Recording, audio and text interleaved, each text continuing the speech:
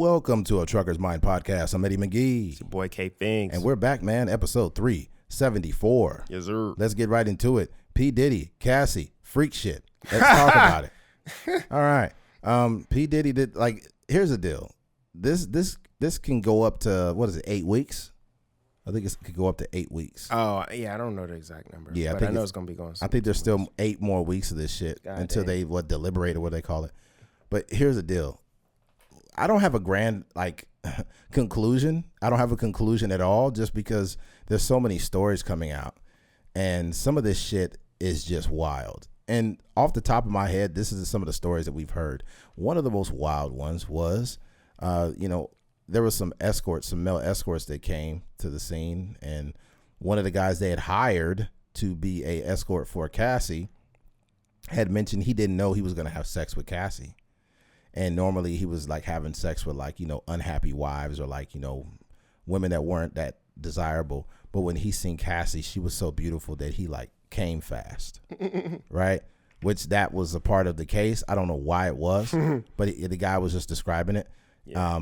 Also, it was mentioned that when these men would have relations with Cassie and they came on her, she would take the cum and then P. Diddy would rub it on his nipples. This is not like hyperbole, folks. This is literally what is being said. Yeah. This is alleged, but goddamn.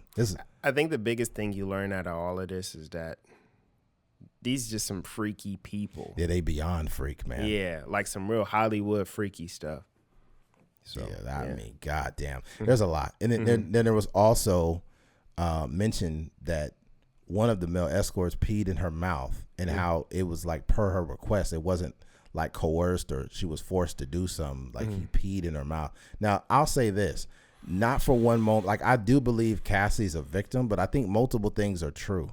I think Cassie's a victim and a willful participant. I think the two things can be true, and it's more nuanced than what everyone's making it. I absolutely do not think P. Diddy is this innocent person at all. I think he's guilty of things, but I think we're going to find out more as we go along. Right. And I think it's irresponsible to come to a conclusion and say, my God, Cassie's is a victim and her husband is such a good man and a warrior, and it's stop it. Don't do this.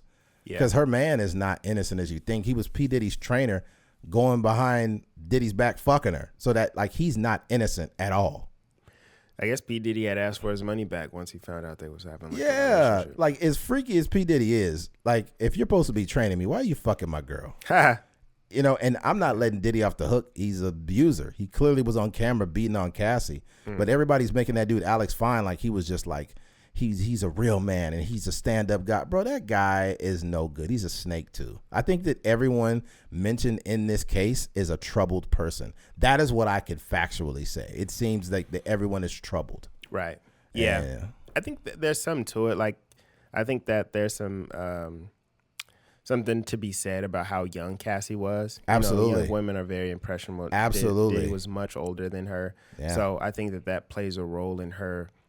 She's kind of just this wide-eyed, young artist that came in the game. And, I think that Diddy might have sold her a dream.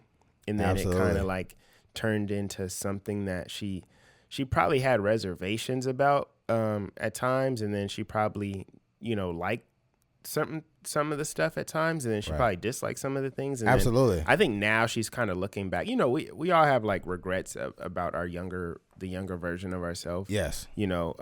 Probably not getting peed, probably not getting a golden shower or nothing like that. But that's extreme. We all have certain things that never go urine. But go ahead. Yeah. Don't go gold. But yeah, so I can see how she's, much older now, 30, late 30s, right? I can see how she's kind of looking back on all this stuff and being dang, dog, this was terrible. I didn't want to do this. And I felt or I tried to get out of some of these situations, and I told him that I didn't like this thing or that thing, but he still, made me do it. And, and then, just kind of questioning all of it. And I think that, I think she's the best and worst person to be on the stand right now, because we're getting a lot of these stories, but I think a lot of the headlines are really just the freaky stuff, But I think that, when it comes to the stuff that he's, being alleged to have done, all the racketeering and sex trafficking and all this kind of stuff, it doesn't. I think that I honestly think that the people that are that are in defense of Diddy have a really strong case, and I don't think he's going to get off. Absolutely. Per se. No, he already got off multiple times. Yeah. I don't think he's going to get off, but I think that when you really look at the stuff that he's being accused of, I think that most people are looking at it. And if you're the person that's looking at this and being like, dog, Diddy was just a freaky dude. Like, I don't think he did nothing like crazy. And which some people are actually saying, right? Like some artists are coming in support, just saying like, dog, if anybody did that, like, all the rappers would be arrested, kind of situation. Like, right. Some of the stuff that they're saying is just like freaky, like just freaky stuff. So that's just kind of how it sounds right now. I think that as, he has, Cassie did accuse him of raping her at one point in time, but then she also says that she went back and had consensual sex after that. Yeah. That's like that kind of stuff is just like, it's kind of mind-boggling. It is. And you also, I think you had mentioned too, how her current husband and she was having consensual sex with P. Diddy and was like FaceTimed him while she was doing it. Yeah. And it's like, these people are freaks. Like, I think that they might find out that Alex might have been a part of one of these freak offs. Man, I wouldn't doubt it, because to me, if you are on FaceTime while your girl is having sex with her ex-boyfriend or whatever P. Diddy was, right? Like, that's cuck activity. Yeah. You're being a cuck at that moment. Yeah. So something's wrong. And then amidst all of this, another claim came out, and it says Sean Diddy Combs accused of raping woman with Tootsie Roll sized penis in bombshell lawsuit. Sean Diddy Combs has been accused of raping a woman with his Tootsie Roll sized penis in bombshell news lawsuit. The woman, identified as Jane Doe, claims she met with the Bad Boys Records founder in May 2001 and hung out with him several times at nightclubs, a restaurant, and his New York City recording studio, according to the court documents obtained by TMZ. She claims nothing inappropriate occurred until that July, when Combs took her back to his apartment after a night at the club and locked her in his bedroom. And then it says also the music mogul allegedly pushed her onto the bed, put his hand around her throat, and said, "I'm going to suck the life out of you." The woman claims Combs, now 55, when released his grip and unbuckled his pants to reveal his erect bearskin penis, which appeared to be the length and girth of a Tootsie Roll. Per TMZ, she says the lawsuit that she was relieved by the alleged size of the I'll Be Missing You rapper's manhood. Why they have to put that song in there? So stupid. Claiming she knew intercourse would not hurt because he lacked length and girth and had an itty bitty ditty. Bro, imagine saying that rape is not gonna hurt. Like this sounds crazy. This got to stop. If this is not true, this is not okay. Mainly because there are women who are real victims of sexual assault, and those women want justice. Mm-hmm. Okay, so I think it's hilarious, but I don't think it's funny at the same time. Mm-hmm. I think it's funny because like a Tootsie Roll, it makes it worse. Because we're black men, and like that's like the color of our penises. Right? Mm-hmm. So that sucks. You pull out this brown Tootsie Roll. Yeah. Dang, that's got to be terrible. Imagine what was the music that was playing in the background. What was it? Cotton candy, sweet as gold. Let me see that Tootsie Roll. It ain't gonna hurt. Tootsie Roll. It ain't gonna hurt. To the left, to the left, to the right, to the right. Now slide, baby, slide. That's crazy. Oh my God. Yeah. I think that this is like a humiliation type situation, and this whole case has been perfectly on theme. Mm-hmm. There's like an abundance of freak shit going on. Right. It's bad. This is my advice or my takeaway from this case is I would tell people never become so sexually active that you get like bored with regular shit. Mm-hmm. You know what I'm saying? Like regular sex should be perfectly fine enough for you to like get off and get your partner off. But these people are peeing and rubbing cum on themselves, and forcing and like hiring escort, like all this shit. Yeah, it's when your appetite becomes too much. I think that it's like they call it like Hollywood Babylon, where it's just like the most provocative scenarios, you know what I mean? Where it's drugs and sex and all these things. And I think that, I don't know, probably somewhere along the line in Diddy's life, he was just a regular person. And then maybe he, was in a party or something like that. And, somebody was like, hey, you want to like, I don't know, like some swinger stuff, or like you want to have an orgy, just a smooth introduction. And then as he kind of grows and matures into his own, he starts to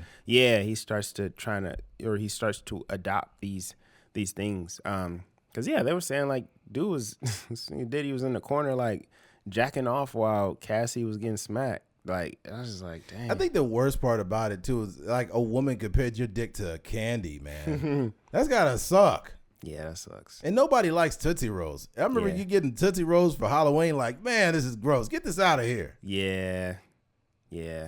Not a Tootsie Roll. If you're going to get a candy, if you're going to compare my penis to candy, make sure you get a thick one. No, I'm playing. The Snickers, huh? You're talking about the Snickers being vein. Snickers with the vein in it. Snickers be dumb vein. That's comedy. Nah. But yeah, this is fucked up. I also think, man, like I mentioned, if any man or woman becomes so, how do I put this? They're so sexually active that regular sex is not enough for them. This is what they'll do. And I think that we tend to have conversations about women like, oh, women shouldn't sleep around. It's not good for women. It's not really good for men either. I think casual sex is fine, but I think everything done in moderation or done like regularly is okay. I just think that once you start introducing urine and cum and orgies and shit, that's when it's a problem.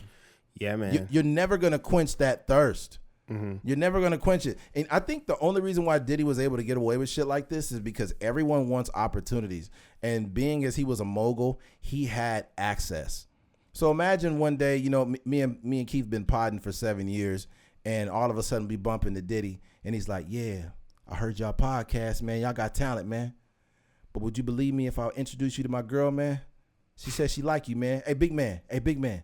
She said she like you, man, Cassie. And I'd be like, Cassie, really? And then my dumb ass, I'd fuck around and fuck her. I'd be like, man, all right, Keith, we made it. Yeah. He's like, yeah, I got the sex tapes, man. I'm about to release them right now. I was like, God, no. Yeah, do that pod intro that you like to do. Oh, he jacking off to the pod? Yeah, big man, I heard your voice on the podcast. I've been listening to episode 69 all day.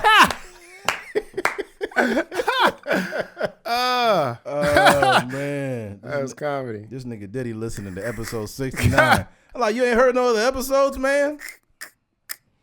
Nah. Hilarious, bro. I know better than that. I think that if a rich, powerful person wanted to introduce you to his wife, like, yeah, y'all should get to know each other, I'd be like, nah, man. Yeah. Something ain't right here. Yeah.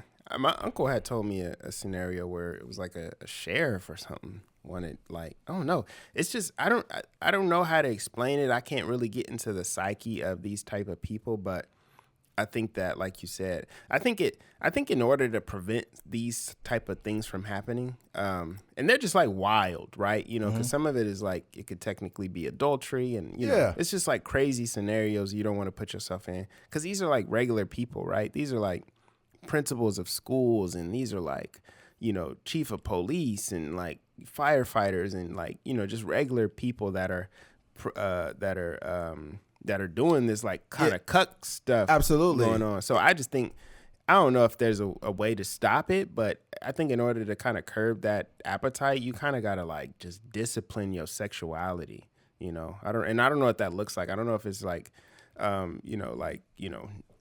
they call it, like semen retention or something. I don't know. So you got to do something to just kind of like, to wean off of, no pun intended, to wean off of like the just kind, you know how it is, like the hypersexual. It's like shit. like a gateway drug almost. Yeah. Where, these people are just like. And you know what? The whole cuck stuff is not as foreign as you think.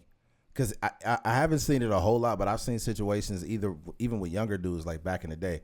They'd be like, hey, man, like, I ain't no hater. My girl said she was looking at you, homie, but I ain't no hater, dog. So, like, do your thing. And it's like, I ain't never heard that. I have. That's I've heard crazy. that before. And he's like, my girl's looking at you, dog, but it is what it is. I ain't no hater. She could do her thing. I do my thing. And I'm thinking, like, that's not normal. Yeah. That's not normal, man. You're a cuck. Some dudes get enjoyment of watching other dudes, like, smash their girl, bro. Damn. It's weird. People are like that. That's what I'm saying. Like, I don't understand it, but it's something psychologically going on. If I'm locked in with a woman, I'm locked in with her, period. Yeah, I can't imagine. No, ain't none of that going on. Yeah, I can imagine that. That'll be crazy. And and you know what's wild too is, like, there's dudes that are cucks that don't realize it. There was a picture I seen. It was, when Chris Brown had all those girls paying money for those tickets to take a picture with him. There was this girl that took a picture with Chris Brown, but her boyfriend was in the picture with him, and he was standing like off to like the right of Chris Brown, like standing there like by himself, and Chris Brown had his hands all between her legs, like holding her butt cheek up in one hand and by her vagina, like grabbing the inside of her leg, and he was just standing there like with his thumbs up. I'm like, dude, you're a fucking cuck. Yeah, I think there would probably be a lot of dudes that, like, if a celebrity came around, like a Michael B. Jordan type dude, he'd be like, hey, man, like, you want to have sex with my wife? And he would probably be like, cool to watch it. That'd be crazy. That'll be an episode of Sinners I ain't trying to see. He licked my coos. I just want to taste it. Preacher boy. Oh, man. Look, I'll say this. Outside of all of this freak shit we've heard, like, just don't do it, man. Please don't. I urge you, man. Just keep it basic, Just dog. keep it basic. You can have some toys in your room and, like, you could do some really wild stuff, but as long as it's just you and your partner, like, you'll be cool. Once you start, like, I don't know. I just like I said, I feel like there's a gate, like, the same way they say, like, there's gateway drugs. I feel like there's the same way to, like, this gateway sexuality. I gotta kind of push back a little bit on the toys. I don't mind women if they use, like, maybe a vibrator or something. But if they get one of them Elon Musk dildos, I'm not with that. Yeah, that mug is too much. The roses and all that stuff. That rose be killing them girls off. They be so drained they don't even want to have sex if they use that. Yeah, that shit be like year. I'm like, dude, this is not. This is bad. They got the same thing with the pocket vaginas and stuff like that. Yeah, that's too much. I ain't never used them. Mugs is like twisting and all kind of stuff. That's crazy. I think that men and women really got to stop using those things. I'm not gonna toy shame women, but when you got a rose that's shooting out water and licking and it got hydraulics on it, the only thing these sex toys. Look, the moment these sex toys start giving women compliments, that's when we gonna be in trouble. Man, that shit gonna be like, or listening to them, or like, the future is female. I understand how you're feeling. You don't need no man. That's when we got a problem. And the men, it'll be worse. If the men with the pocket pussies, that'll be crazy. That shit be like, actually, they don't got to do shit. They don't got to get no compliments. They ain't got to say men are so basic. They'll probably just be like, man, this is crazy. Yeah. It just need like a silent mode, which is like, just how it originally comes. Like, that's just the technology. Well, like in real life, they just hope it'd be quiet after. Yeah. All right, let's move on. Switching gears. The largest antebellum. Before we move on, I was going to say that this is just the beginning. Yeah. So there's going to be more witnesses. I think Dawn. This is what I'm hearing. I'm not an expert on the case, but I think Dawn, the one that was in Danny Kane, I think she's supposed to be taking a stand, and I think there might be a couple other witnesses that accuse Diddy of assaulting them. The girl Dawn, I think she has an OnlyFans now. Really? Yeah. Dang. One of the ones in the group from Danny Kane. I forgot. No, you might be talking about Aubrey O'Day. Aubrey O'Day. Yeah. That's who it is, not her. Yeah. But Aubrey O'Day basically, she said that she was sent like a letter stating that, sign this to get your royalties of this, and it wasn't hardly any money. It's like a couple $100. That's sick, dude. And then she also mentioned that in that signing that she can never say anything bad about Bad Boy or P. Diddy or his family. Right. And she's like, don't sign this. Like, she told the members, don't sign this. If you need $500, I could give you that, but don't fucking sign this. I got OnlyFans money I can share with y'all. Yeah, bro. The OnlyFans money is crazy. There's this girl, the rapper Lecrae? Yeah. He has like a podcast, and he had this girl on there, and she was on OnlyFans, like having sex and whatnot. But he had her on like on this Christian podcast because I guess she gave her life to God and everything. Mm-hmm. The only issue I have with some of these OnlyFans people is like, you discover God after you made $14 million, and you've been like having sex. Like, one thing I'll say is this, and I don't want to be an asshole. Like, one thing you don't play with is God. Don't do that. Mm-hmm. Don't do that. If you have an organic relationship that you've built, I understand, but like, don't use God as content. That's not. I hear that. That ain't it, bro. Mm-hmm. That ain't it. But yeah, man. She basically said like they gave her like that and like a cease and desist or whatever else. Mm-hmm. So we'll see how this goes. But this is like just this little information that we have first week, and it's wild like this. By week 7 or 8, there's gonna be some crazy shit. Yeah, that's how Meg Thee Stallion's case was. Yes, it was like different witnesses coming up, different people taking a stand. They talked to the police officers and things like that, and it just kept getting crazier and crazier. So yeah, I'm locked in, man. Every morning I be checking to see what's going on, or more so like in the afternoon. And yeah, Cassie up there for like 3 days straight. Yeah, by week 8, they're gonna have documents of Diddy having a freak off with an alien or something. There's gonna be an alien in there. Yeah. Like, that nigga made me eat his ass. Like, damn. You got fucking E.T. in here eating ass now? Golly. Life is crazy. All right. Switching gears. The largest antebellum plantation in the U.S. went up in flames. For those that don't know what a plantation is, it is a large piece of property with a large house. And this is these plantation homes had slaves that did the upkeep on that property. Mm-hmm. They had slave quarters that were in the back, and they were very harsh living conditions, and obviously slavery was harsh within itself. But these plantations still exist all over America, right? Mm-hmm. And I think the Whitney plantation tells the history of the slaves, and they show the slave quarters and then whatnot. But a lot of people still use these plantation houses as like tourist spots, and they have weddings at these plantations, which is fucking twisted. Yeah, I know a girl when I was in college. She was from France. Mm-hmm. And for whatever reason, she decided to go visit a plantation. Like, she got pictures like on the porch and stuff like that.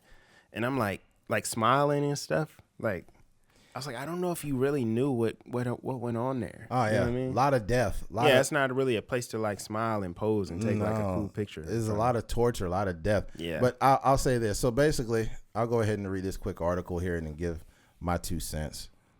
And by the way, this plantation that burnt down, it was the biggest one. It had 64 bedrooms, which is fucking wild. Yeah.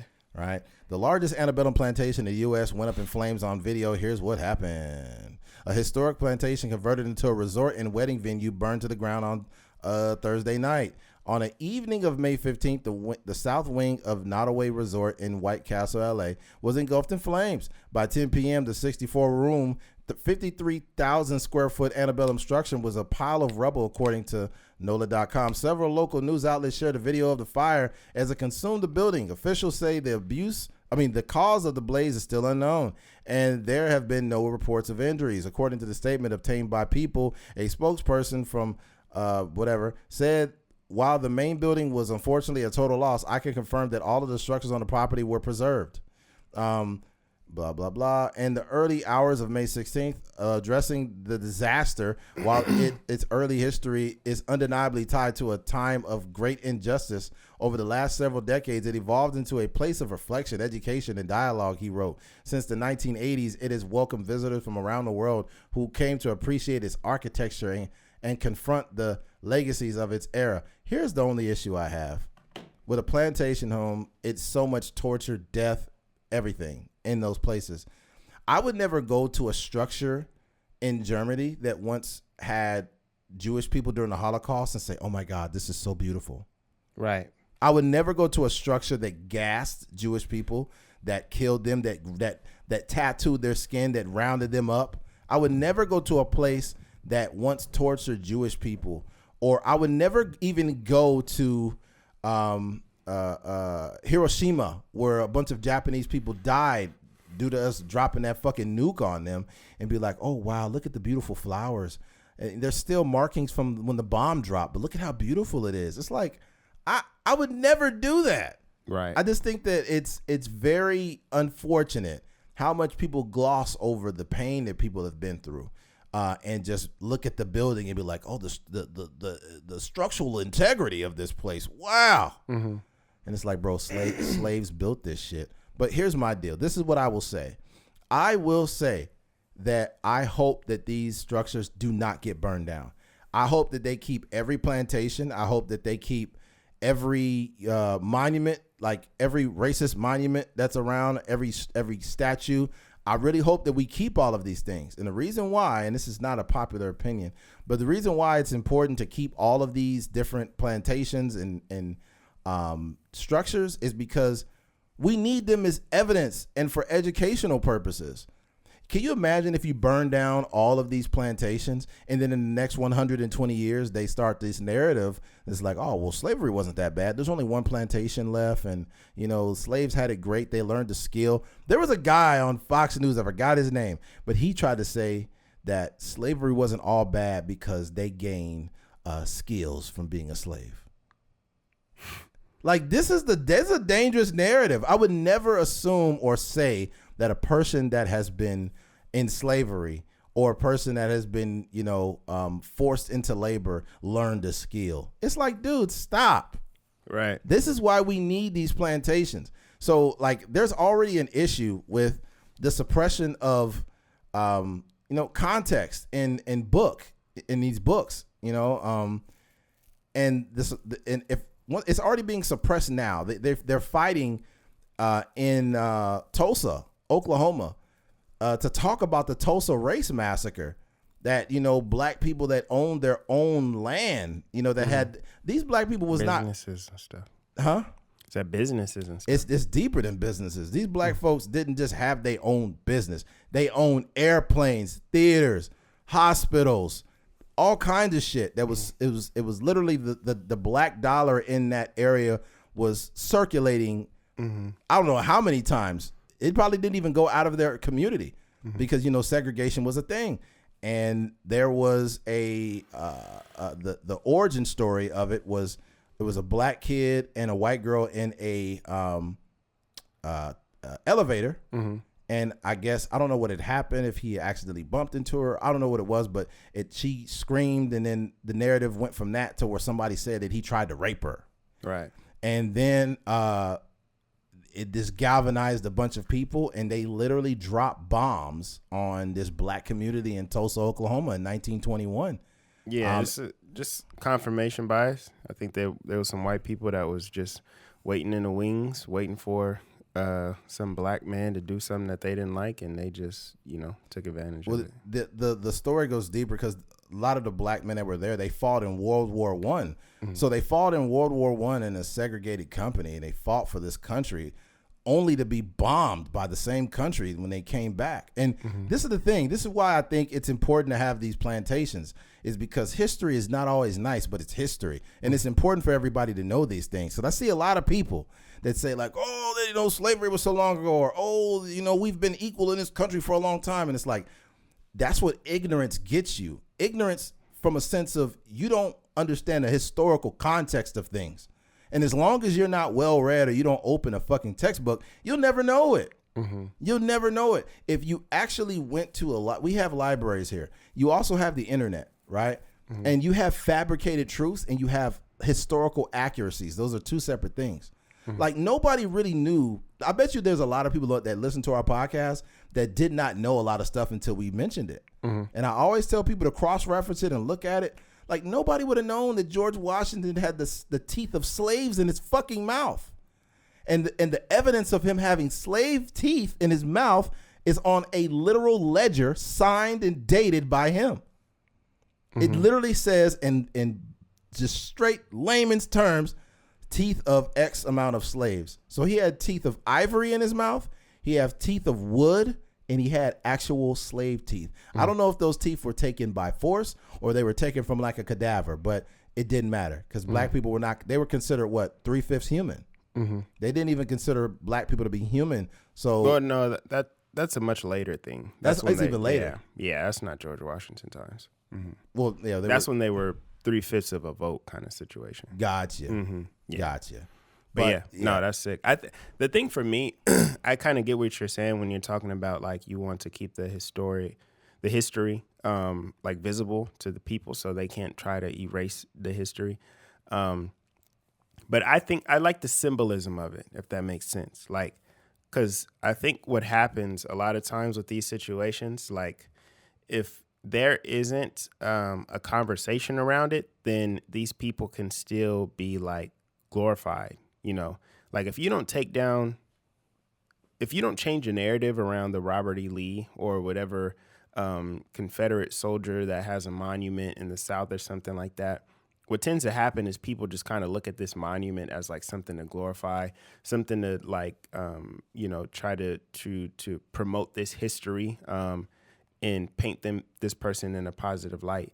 But, you know, when you start to chop the feet off of, you know, these statues and put graffiti on them and stuff like that, I think it provides the proper context that I don't think would be put out there without, you know what I'm saying?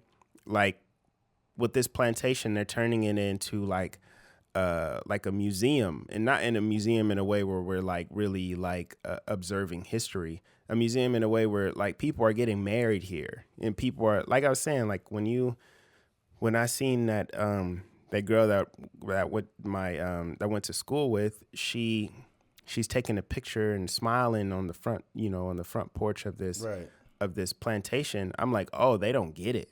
Like no, they don't really understand like what, like this is not anything to glorify. This is something to like really like mourn and like really take it in. But these people are here like getting married on a place where like my ancestors died. Like I just don't really understand that. So I can see why. And even if you look at that building or look at the plantation when it's up in flames, it's like it's kind of gratifying because you know that they're no longer will you be able to like place this plantation in like, you know, in like in a positive light. Like this is something that's like conducive to our country. Right. This is something that's like very it's like a stain on America.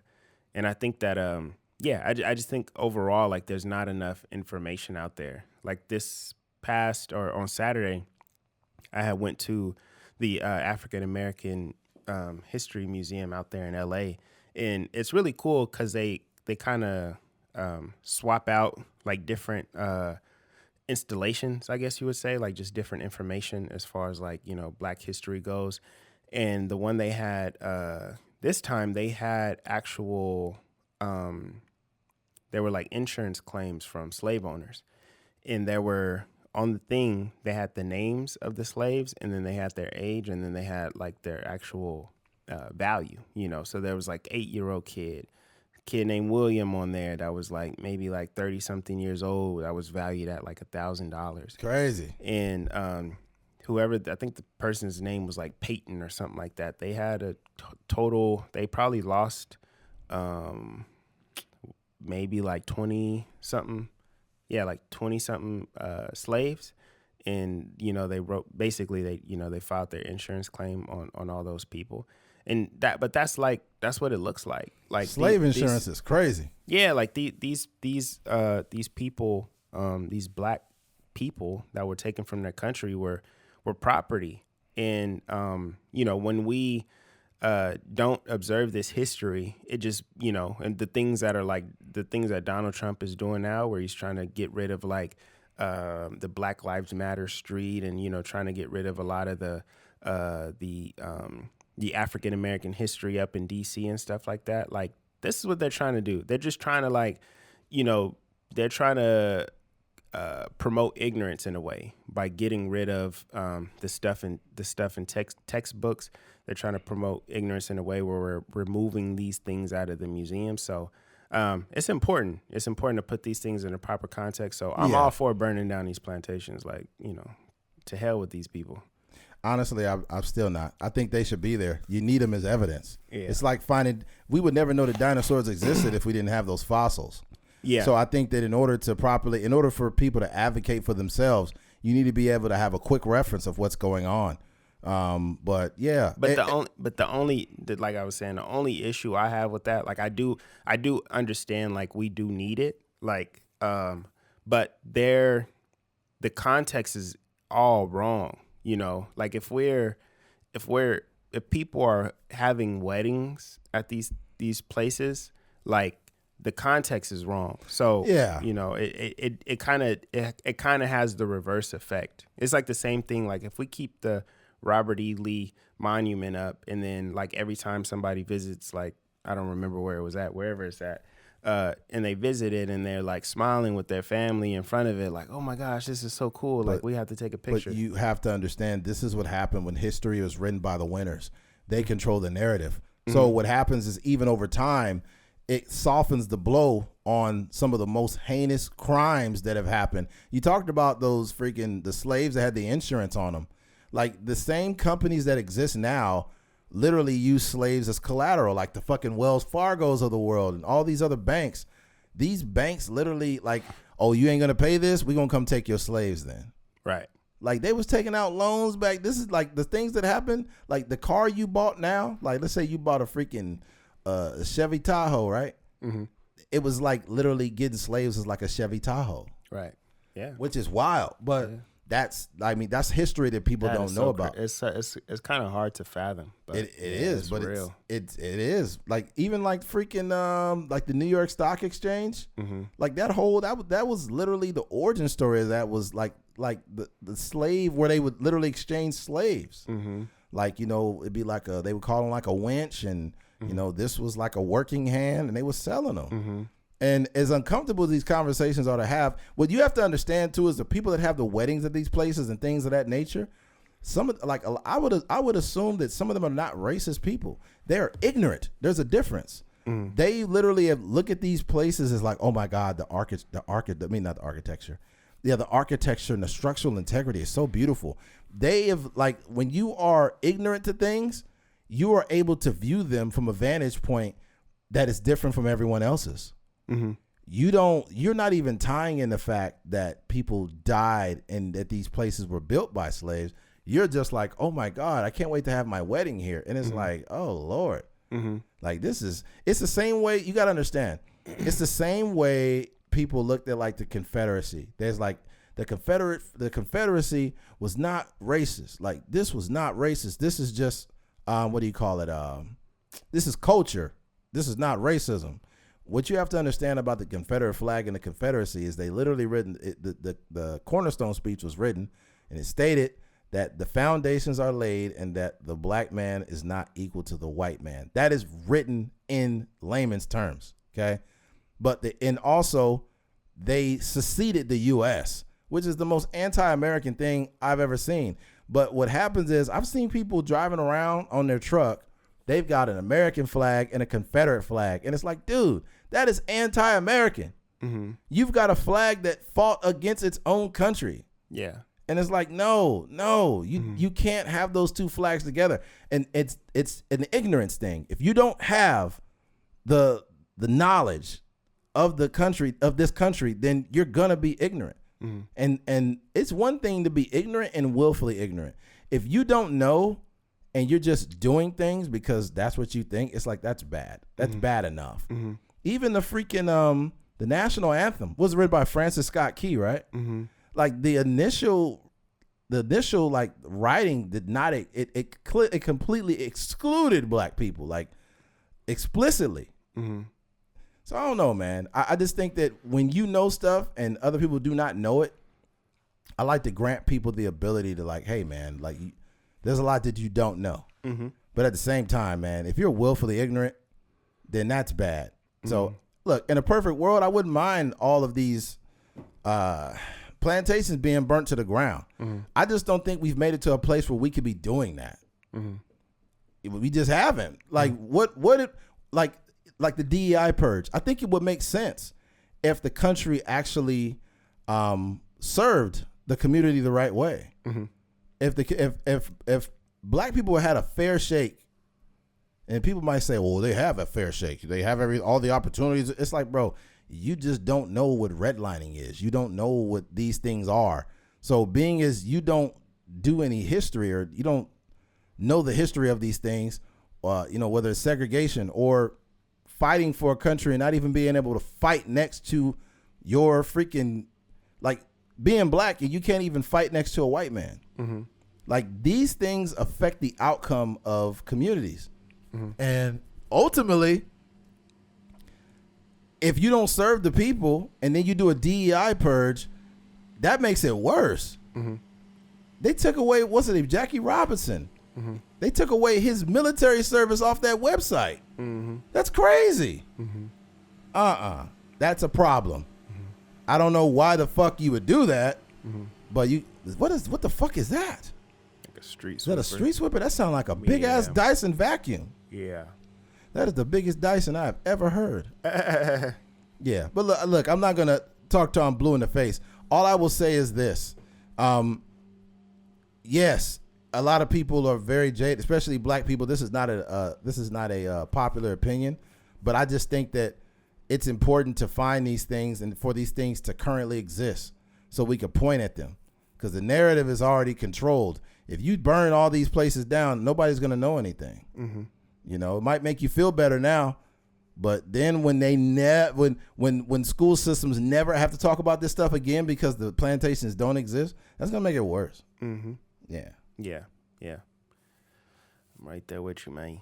Yeah. But I mean, to close it out, I do agree. I think that, like for me as a person that is born in the 90s and lives in California, like we don't get as much like of that that history, like that transition from like slaves to like trying to live in like a normal society, just because that California experience. And not to say that it was any better, it's just different than kind of going from the South and like growing up in Georgia or Mississippi or something like that. Like that whole that location and the context that they have in their relationship with race and stuff like that is completely different than our experience. So I just think like for myself, it would be cool to go down there and see like how our ancestors was living down there, man. I'm not gonna say cool. I would say more so like educational. Educational, enlightening. To go down there and see like where the transatlantic slave trade and going to Virginia and these different places and seeing what was going on. I will say this. I think that I think ignorance allows you to be willfully ignorant and to not know things and to have these strong opinions with very little knowledge of the subject matter. Like whenever I'll see certain commenters, like it'll be something involving women. They're like, women have never had to work hard in this country because we've done everything we needed to do for women and blah, blah, blah. And in this country's history, they have always relied on men to do this, right? And I'm like, bro, you definitely didn't open up a book. When men went to go fight abroad, women are the ones that built the ships. They built the planes. All of this shit. They drove the buses. They used all the heavy machinery right here in America, and they got paid less to do it. But you would know that if you opened up a fucking textbook. But we live in a country with all this information and all these dumbass people. It is frustrating. It's so frustrating. And it's not even us trying to paint a narrative. History is history, bro. History is history. And literally when there are facts and documents and not just documents, but actual paperwork on these things, and you see people say stuff like that, it's like, come on, dog. Yeah. It's the internet, man. I don't really expect much out of it. I know, and I understand it's the internet, but however, you get a tone of how fucking ignorant A lot of Americans are when you look at the internet, because it's like there are really people that think like this. Yeah.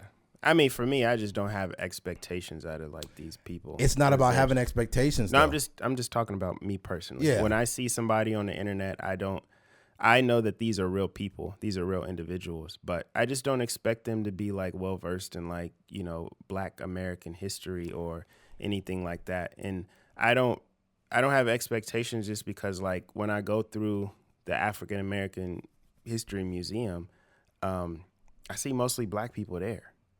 Meaning that like these white people aren't even like interested in what's going on. They would rather just be, they rather just sit back on the internet and just kind of like follow the TikTok trends or like follow behind anything that Donald Trump is saying and, you know, and retweet something or get under a comment and try to like, you know, spew a bunch of confirmation biases. And, you know, that's just what it is. So I think that it would do them some good to just be understanding of the people that live in their community or the people that they are like neighbors with or work with. But I just, you know, at this point in 2025, I don't expect them to be any different than they are. I would say get some curiosity about yourself. I think that ultimately there are people that suffer from having the lack of knowledge when it comes to the history of other people, right? Like when it comes to Black people in the historical context of, you know, whatever it is. I think that there is a lack of interest, but there's a lack of interest because you gotta look at the government, because literally I think during Woodrow Wilson's administration, that movie Birth of a Nation was the first screening was at the fucking White House. Mm-hmm. And that is the most disgusting depiction of Black people ever. It painted Black men as rapists of white women and like beast. Mm-hmm. And that movie was shown in the White House. And he said it was breathtaking. Let me look it up. He said no truer movie has ever been made or something like that. Yeah. Wilson. And Birth of a Nation. Okay, let's see. Woodrow Wilson, President of the United States, 1913 to 1921, was a friend of Trevor Dixon. Okay, friend of Thomas Dixon Jr., the author of the racist novel and Klansman, which was later adapted into the film Birth of a Nation. Wilson reportedly screened the film at the White House and was quoting as saying, "It is like writing history with lightning. My only regret is that it is all so terribly true. Although the accuracy of this quote has been debated." It's not debated. He fucking said it. Here's more detail. So think about this. The government had a movie screened that painted Klans people as heroes and Black people as animals. This is not made up. This is why it's important to open a fucking book. Because then you'll actually be you'll be expanding your knowledge of things. I have curiosities, Keith. Like when I knew that like one of the biggest war crimes in the history of the world is when we dropped that bomb on Hiroshima. Now Hiroshima fucked with us. And they, you know, and when they did that in Pearl Harbor, you know, that was a crime, obviously. But what we did to them affected them for generations. You know what I'm saying? They had kids, bro. There's kids growing with extra arms. Have you seen that? They're kids with extra arms, like their water supply was contaminated forever, and that was wild. We ain't dropped the nuke since. But I think we sent a message with that, like even though, like we didn't return fire with fire at that point. We returned fire with a nuke. We returned fire with like an attempt to like, I won't say ethnically cleanse, but we came motherfucking close. Yeah, that's sick. Yeah, it was bad, bro. But yeah, I don't want to bore you guys with more historical facts. I hope that everyone listens to this pod. You know that we're not these typical people that are just race baiting on a podcast looking for more things to say about white people and shit. We just literally, when you tell the history, sometimes a lot of the narratives will speak for themselves. And I think it's important that when you do talk about these subject matters, whether it's like a plantation or whatever the case, unfortunately, a lot of this country's origin is based in race. It really is. You can't tiptoe around the subject of race when you're talking about certain stuff. It just kind of falls into play. Now, when it comes to P. Diddy, that ain't got nothing to do with race. P. Diddy is just a freaky ass nigga. There's nothing racial about that. Has everything to do with baby oil. Is this oil? Just warm oil. Oil's got nothing to do with gender, race, or anything. All right? Can you imagine him fucking... I bet you P. Diddy went to a plantation to have a freak off. Dang. I don't want none but white women in here. None but white women, yo. Open the slave quarters. You're like, dang, this guy is fucking... God. All right. Let's move on. Switching gears. This one will be quick. American basketball player arrested in Indonesia for alleged drug smuggling and could face the death penalty. God dang. Yeah, man, these other countries don't fucking play. All right. An American basketball player for the Indonesia League was arrested for allegedly attempting to smuggle illegal drugs in the country, police said. The Southeast Asian country has extremely strict drug laws, and convicted smugglers are sometimes executed by a firing squad. Damn. Jared Dwayne Shaw, 34, from Dallas, Texas, was arrested May 7th after police... Damn it. This fucking pop-up. After police raided his apartment in Tangerang Regency, just outside of capital of Jakarta, and seized 132 pieces of cannabis candles, and said Ronald Spyung, chief of police, the arrest followed a tip from an airport customs that reported Shaw had received a suspicious airway package from Thailand. Cannabis has been decriminalized in Thailand since November 2024. God damn, that just happened. Under Indonesia's anti-drug law, Shaw faces up to life sentence or death penalty if found guilty. A video circulating on social media purportedly showed Shaw wearing a black T-shirt and shorts, resisting as he's being pushed away by police and shouting, "Help, help," when he was about to be arrested. This is what I will say, and I'll keep it very short. Stop fucking around in these other countries. If they have their laws, you respect their laws. Because this is not America where you can get away with doing shit. In another country, they will chop your fucking hand off if you get caught stealing. Like, this is not, you cannot bring this American attitude into other countries. Brittany Griner went out there with that, what, she had like a weed pen or some shit? Mm-hmm. Yeah, stop this. And we also got to have a conversation about people being addicted to weed. We keep on trying to say like, oh, people don't get addicted. Yes, you do. If you know that you could be arrested or killed by a firing squad, why do you have weed anywhere? What the fuck are you doing? Yeah. What are you doing? Mm-hmm. You got it, bro. Some people are absolutely addicted to weed. They're like junkies and fucking potheads, right? I personally feel like weed is harmless overall, but it's also very fucking harmful. There are people that smoke so much weed they can't get a job. Yeah. And my question is how do you have money for weed if you don't have a job? Should that stop you from smoking automatically? Yeah. They always find a way to smoke. They do. I just think, like you said, I think that people are more addicted to weed than we really know. Right. Like, you ever heard somebody like, man, these people stressing me out, I'm about to smoke me a blunt. Yeah. That's called an addiction. That's an addiction. Yeah. It didn't matter what occasion. You having a good day? I need a blunt. You having a bad day? I need a blunt. Just got divorced? I need a blunt. You sound like Just got married? I need a blunt. There's a blunt for every occasion. Yeah. Diddy try to rape me? I need a blunt. Yeah. Did he successfully rape me? I need a blunt. You're like, damn. No, but yeah, I think these other countries gonna learn you, man. Like, when you see these people and they be doing like the wildest stuff, like, you know, like technically some stuff that you would get in trouble for in America, but they, for whatever reason, be doing this stuff in other countries where their laws be way stricter. It's just like mind boggling to me. So yeah, I don't know. Like, dude, figure it out. Like, this is just some stupid stuff. You play basketball, just go out there and hoop. Like, get you some, a little female on the side, like play basketball and come home during the off season. Like, I just don't understand, like you said, where people go to these different countries and just all of a sudden just be breaking crazy laws. So I don't wish the death penalty on him, but yeah, you're going to have to do your time, because that's just, it is what it is. I mean, it's just not worth it. Mm-hmm.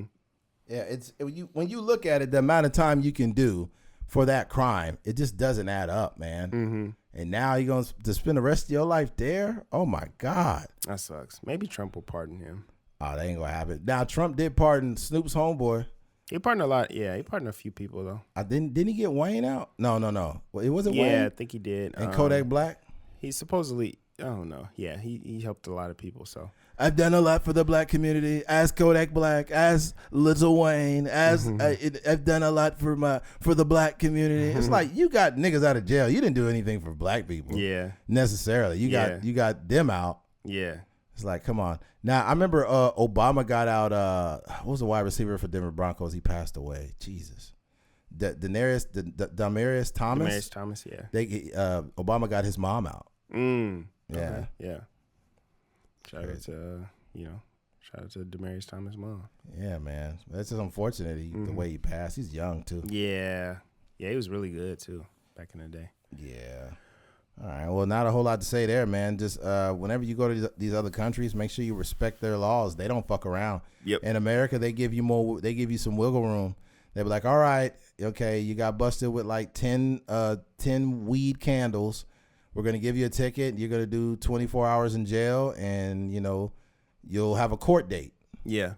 But in these other countries, they're like, you smoke weed, you die. Yeah, they ain't playing with you. You smoke weed in my country, you die. Dang, is that blunt worth it? That's crazy. Yeah. Every time I think about it, is it worth it? I always think about Missy Elliott. Is it worth it? Let me work it. I put my thing down, flip it, then reverse it. I put my blunt down, flip it, and reverse it. It's your firm to between gang. Yeah, I think what it is there was this girl on TikTok that played that backwards, where she said, "I put my thing down, flip it, and reverse it." Right, and then she said that, and then she set it up where she played it in reverse, and that's what it said. Yeah. It's you're from that yet? Yeah, that's what she's saying. That was one of the most genius lines. Yeah, because I never knew what she was saying. I just used to repeat it. Yeah, it just flowed with the song. It did. Mm-hmm. That's the genius. Did Timberland make that beat? Yeah. Yeah.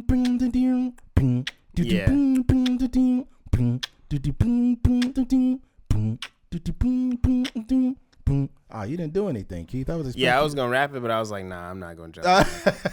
It was like double Dutch, like. Yeah. That was a millennial moment right there. Super millennial moment. Yeah. All right, let's get into it. Switching gears. Halle Berry. Halle Berry shares intimate video from bed with boyfriend and lube. All right. So, yeah, I mean, you never thought I would see Halle Berry laying in bed, About to get it on. having elderly sex. Halle Berry shares intimate video from bed with boyfriend and lube. About to give it a spin, what she says. Halle Berry and her boyfriend Van Hunt. This guy's got a crazy hat on. He looks like the fucking that guy from the cereal box, the Lucky Charms. He's got a big hat on. Mm-hmm. Showed an intimate video that showed how they plan to celebrate Mother's Day this year. I showed y'all my day, how my day started, how my Mother's Day started, and now I'm going to show you, but I'm going to tell you how my Mother's Day is going to end, she said in a clip that showed her and Hunt in bed together. In the video, the mother of two holds a small bottle of lubricant from the brand Let's Spin, which had a hand in developing. First of all, we've got our Let's Spin because Let's Spin just came out with this little travel size, she smiled. I traveled with it for the first time. We're about to give it a spin. Happy Mother's Day once again, everybody. I hope all of you somewhere are spinning. So I think that she's just promoting a product, right? But like the fact that she's updating you that she's about to have sex is a little bit out of her age range. She low key letting us know that her juices is running a little bit low. She talked about it though, that she had some statement that came out and basically said she was a little dry down there. Didn't she say that? I don't remember that statement. Yeah, I'll look it up. Yeah, how does that go? My name is Halle Berry and I'm dry. How does that work? Yeah, that's gotta suck. I forget what she said. You know what cracks me up is those commercials that have like, they talk about this the what do you call it? The side effects of whatever pill. The pill always has a weird name like Zycronym or Zoloft or Mycroft, and it'd be like, reactions may include dry mouth, dry vagina, bleeding, eye bleeding, nose. It'd be like, dang, this ain't even worth taking. Yeah.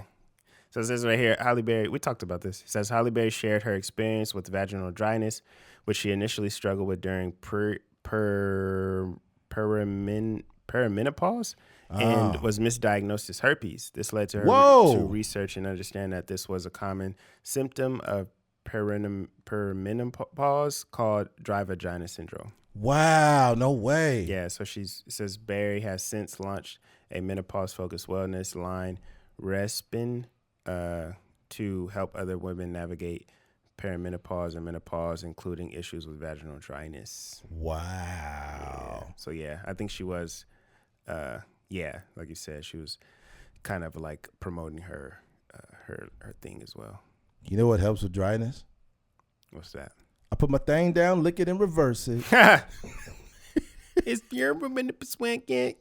That's crazy. I mean, but hey, I think that it's a product she could get behind because obviously that's her condition.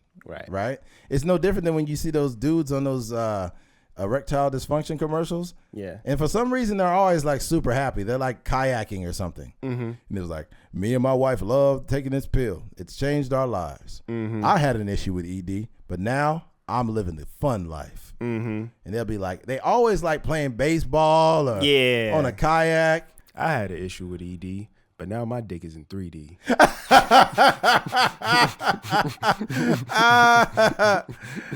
You got to put those glasses on to see the dick. Oh, that's crazy. Oh, those fucking 3D glasses. Oh, man, that's crazy. They don't even have 3D movies. Oh, not that I haven't seen a 3D movie. The last 3D movie I seen was a few years ago. It was a Kung Fu Panda, and I had yeah. You took a date. Yeah. You're too old to be in that movie like that, man. What do you mean? 30-something years old in the movie. Ain't nothing wrong with that. You can't be going to see Kung Fu Panda, bro. What, like by myself? No, as a date, like as a. No, she was cool. We had a good time. It was a great movie. Oh, that was comedy. Kung Fu Panda was fucking dope. Freaking Jack Black in there. Yeah, that was a good movie, man. Yeah, I feel it. Yeah. There was just other movies out, and I was like, I'm not feeling that. Yeah. And when I take women out, sometimes it's a timing thing. Yeah. Well, if I take women out to watch a movie, I never explain why I chose a movie. I'm like, we're just watching this. Because the thing about it too is like, shout out to women, man, but I don't like asking women for suggestions with certain stuff. Because they do analysis paralysis. They're like, this movie came out, but it has this person in it, so I don't know. And then this movie's out, and I think this will be cool for us to watch, but it's kind of long. And then this one is shorter, but it's like, yo, this one has such and such in there, and she's just such a good actor. I just watch her in the TV show. You're like, man. And then like, what do you want to watch? She'll be like, I'm still debating, and it's like, no, this is why as men sometimes you just have to take the lead and make a choice. Like, you're like, I don't know what I'm hungry for. Right now I'm gonna go over to here to get this. Like, I'm not really hungry for burgers right now. Yeah. Like, okay. Because it's like an emotional thing. Yeah. Like it's an emotional experience. Like picking everything. So they get real indecisive. There's a salad bar around the corner. It's like, I'm not really like on a diet or anything, so I really don't want a salad either. And it's like, okay, well, there's this chicken strips and fries right over here. They're pretty good. It's like, I'm kind of tired of like Raising Cane's right now. I'm not really feeling that. At that point, when you make more than two suggestions to women and they simply just don't know what they want to do, you need to just start driving wherever the fuck you want to go. Right. Just drive where you want to go and start eating. They'll be like, oh, let me have some fries. Oh, now you want my fucking food now? Right. Yeah. What happened? What happened to you not knowing? What happened to you not liking burgers? Right. How many of you wasn't feeling that? Yeah, it's like, that's when you got to give them the cold shoulder and turn your back to them and just start eating your burger. Yeah. Like, you know what? Just fucking drop me off. You never care about what I have to say. You never care. Yeah. You like always invalidate me when I tell you we're gonna go somewhere to eat. It's like it's always what you want. It's always what you want. It's like I named 30 fucking restaurants and you said you weren't hungry. Right. That's comedy. And it's like, oh God. Women. Yeah, shout out to women, man. Y'all y'all gotta do a better job of like knowing what y'all want to eat. Yeah. I think what kills me though too is this. If you take a woman out to dinner and they like get the most like, I don't know, like the most like flimsy meal, I'll be like, girl, eat something. They'll like go get a salad or something or whatever. Yeah. And it's like, I know you didn't get thick like that eating a salad. Right. Like, stop it, girl. I know you wanted them ribs and the potatoes and that, and I'm not judging. I'm all for the big back activities. Yeah, if we on a date, I don't care. I'm not going to judge. Mm-hmm. Yeah, I'm not. When do you start judging? I start judging when they like getting like 3 plates or something. I'm like, yeah, she hungry for real. She using me. Yeah, she using me now. She got me stored on her phone as food boy. Oh, dang. Food boy selling that. I'm like, yeah, she got me stored in her phone as food. That's funny. Yeah. You know, I'll tell you this. I think that first of all, like when it comes to like paying for dates and stuff, I think you should like want to do that just out of being kind. Yeah. But I think at some point when women don't offer, it's like that's a big turnoff for me. Like when you don't at least offer. Yeah. You know, if you expect for me to pay for everything every time we go out, that ain't gonna fucking work. Mm-hmm. I need to at least know that women have the capacity to have a heart and give. Right. Because if they don't, I can't get in a relationship with a woman like that. Because imagine, what if I fall on hard financial times? Mm-hmm. And then I can no longer use my resources to pay for stuff. Mm-hmm. I have never seen a scenario in which you've given me anything at that point. Yeah. That ain't good, man. Yeah. Should probably start judging you then. Like, where's your job? This is my money. I ain't work hard for my money. It's like, all you did was bought me a hamburger and you act like you gave me the world. Yeah. It's like, I mean, a real man would never ask a woman for anything. It's like, shut up. That's crazy. If I'm broke, I'm asking. Yeah. I was looking at, I think I said this before, but I was looking at some of the salaries of some of the people in the district, in the school district. Mm-hmm. And they making like $250,000, $220,000 a year. And I was like, that can't be the scenario in their relationship too. Because, you know, there's a lot of women that work in like schools. They're like principals, vice principals, and, you know, teachers have been teaching for like 20, 30 years and stuff like that. I don't imagine they're like looking at their relationship like, oh, this is my money and my husband, you know, whatever he does with his money is his money. Like he pays for all the bills. I was like, no, I don't think that's like low vibration energy. Like I don't think I don't think Jay-Z and Beyonce is like dealing with those kind of conversations. I don't think they split in everything, but I think if they did want to like buy a business or something like that, there's a conversation, you know, as far as like, hey, I'm going to use some of my resources. We're going to pull your resources in here and we're going to make it happen. So Jay is like, I'll pay for it. Just pay me back in equity. He's like, this is all I got liquid right now. I'm only worth $1 billion right now. It's like, oh, dang. Like, and this should be like, I'm worth $2 billion, so I'll pay for the dinner. Those financial conversations between Jay-Z and Beyonce got to be crazy. Yeah. It's probably like so.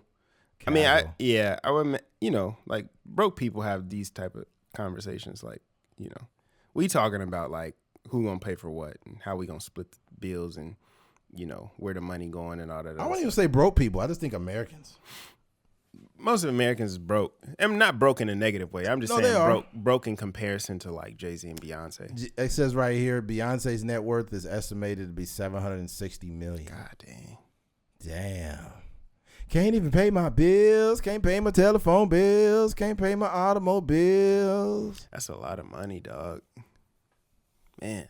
That's crazy. That'd be lovely. That's it. And Jay, I think Jay is probably worth 1 point something. Yeah. He about to get 200 M's from freaking Busby if he keeps slandering his name. I know. Oh, he worth 2.5. 2.5? God, he just became a billionaire a few years ago. Yeah. That's crazy. Jay-Z making a lot of money. Jay-Z like, I got 100% stock in the Brooklyn Nets. Oh, damn, this guy. Jay-Z is the type of nigga that will buy something you have no, and you'll be shocked. Like, I now own the color red. You're like, what? Yeah. How do you own the color red? What the fuck? How do you do that? He made some lucrative investments though. Like he had, bought Tidal for, it was only like $30 million, and then he ended up selling it to what's his name, Jack White. Yeah, the Square guy or the Twitter guy. The Twitter guy? Yeah, he used to own Twitter. What's his name? No, it's not Jack White. It's oh my God, I know you're talking about. Yeah. Damn it. Wealthy white man. It'll come to me. Yeah, but he sold it to him, for a pretty penny. So yeah, Jay-Z's been making some good moves, man. Jack Dorsey. There we go. Jack Dorsey. Jack Dorsey, don't endorse me. They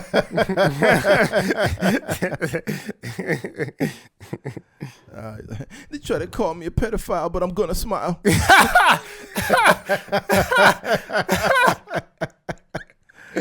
Oh man, Jay-Z is crazy. That's funny stuff. Child Jay-Z. I ain't touching no children. I'm making millions. Oh man. Shout out to Jay, yo.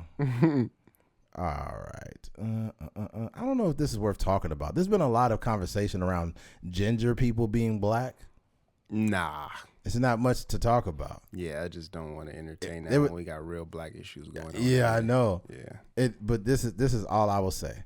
It says, while it's true in some individuals with red hair may be of black or mixed race ancestry, the vast majority of people with red hair, commonly referred to as gingers, are of European descent. But there was like this black woman that said, like, this is the problem with spreading misinformation. If you say, like, if you see a person with red hair, they are black. You need to know the history. And it was a bunch of ginger people like, I just felt like I've had so much purpose over the last week or so. And, I just felt so seen. I always knew that I didn't fit in with like brunettes or blondes. And when she said I was black, I just felt so. I felt like a weight was lifted off of my shoulders. Yeah. And like I always had the desire to say nigga, but when she said I was black, I just let it out. I just let out a big nigga. Yeah, I let it out, and and names like Firecrotch and redhead, it just made me really feel like I was a part of the black experience. Yeah, it's like what? Shut up. So that means Canelo is black? Come on, come on, man. Yeah, that's crazy, dude. Yeah, I don't know, man. It's not. I think that there's, as far as ancestry or DNA, there's probably a lot, especially because like my last name is McGee, and that is like has Irish origin, right? But all that means is like at some point in my family's history that we had some dealings with probably some slave master that was from fucking, I don't know, Ireland or something like that. That's all it means. Yeah. And Keith's name, I don't really know how that happened. Yeah, we may never know. Yeah, we never know. Yeah. All right. Well, there's that with that one. And we could. I don't really know how much we could speak on this. Switching gears. Angel Reese and Caitlin Clark. There was recently a hard foul from Caitlin Clark on Angel Reese, and a lot of people just made more of it. Like I think that the issue people are having with the WNBA is they're just not letting these women play. Like, there's always some narrative of this person doesn't like this person, or Angel Reese doesn't like Caitlin Clark, and all of this. And it's like, stop putting so much drama behind women's basketball. Like, it's different for me because I had an older sister that played 4 years varsity basketball. So I watched a lot of women's basketball growing up, and there was never like drama like this. It was just basketball. But I think that the due to the more recent popularity of the game, and a lot of the reporters, like, they're stirring shit up, and they kind of like, especially with the whole. I think there's a lingering narrative that's sitting up at the top, because Angel is black and Caitlin is white, but Caitlin is all about basketball. You know what I'm saying? She's not in for nothing else, but she's a competitor, and so is Angel Reese. But I just noticed there's a lot of different narratives being spun. There were some people saying like, they're mad at Caitlin because she's white, and I'm just like, bro, stop it, bro. Yeah, I think that initially when I seen it, just from pure basketball, I'm like, Angel Reese is like, she just overreacting. Like it just looked like a lot, you know. And I'm not even talking about race. I'm just talking about just in terms of like her getting up and her having to be held back and all this other stuff. Caitlin Clark just walking off. Like I just like this is just a lot of drama. But then I kind of like took a step back and I was like, well, maybe I don't really have all the context. Like I didn't watch the full game. They were definitely getting blown out, so that probably has something to do with how angry she was. And you know, and I don't know, like, you know, if there was some chippiness that was already kind of going into it. But I just think in general, this is what it seems like. It seems like Caitlin Clark is probably a better basketball player. And she is, you know, probably getting a little bit more attention. So there may be some undertones of like envy in there and all this other stuff. But I think at the end of the day, like these are just two competitors. I think Angel Reese is a competitor, and she just got mad at a foul. I think the sad part about this situation that if this was a guy, like say, I don't know, like LeBron fouled like Draymond Green or something like that, this wouldn't even be a thing. Like this wouldn't be as viral as this because it would just be another basketball game out of 15 other basketball games going on at the same time. So I think honestly it's good for basketball just because it's in the heat of the game. You know what I mean? Like this is something that just gets the conversation going as far as like women basketball. But in reality, this is just a non-story. This is just like a little frustration, a little heated, you know, moment. And I think that for the WNBA to grow to where people want it to be and where people think it should be, I think we need a few scuffles. We need some hard fouls. We need some good plays. We need some people like Caitlin Clark, you know, doing their thing, doing what they know how to do. So. This is just all in the name of like promoting the WNBA, and I think at the end of the day, it's good for the sport. But I also think Angel Reese overreacted a little bit. But I think that at the same time, like you know, this is probably a terrible place to use this cliche, but no harm, no foul. They just go, you know, they move on with their life. Everybody seems to be okay. Yeah. Mm-hmm. They wasn't going to fight anyways. Like that, all that, you know how it is. Dog, basketball players do not be squabbing. Nah, they don't. It's a lot of hold me back type situations. Yeah. But I'm curious. I'm definitely. I got a game way ahead of time.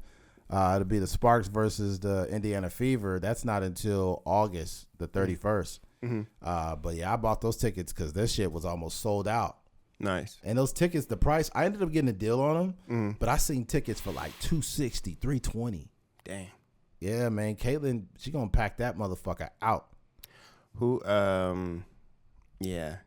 That'll be a good game. That's gonna be a hell of a game. game. To look into going. It's probably gonna be way more expensive. It gets. If you try to get one, good luck. Mm-hmm. Good luck, because they got people reselling them, but them shits and it's gonna be packed. Yeah. For those games, they need to open up those fucking sky boxes that we went to with my dad.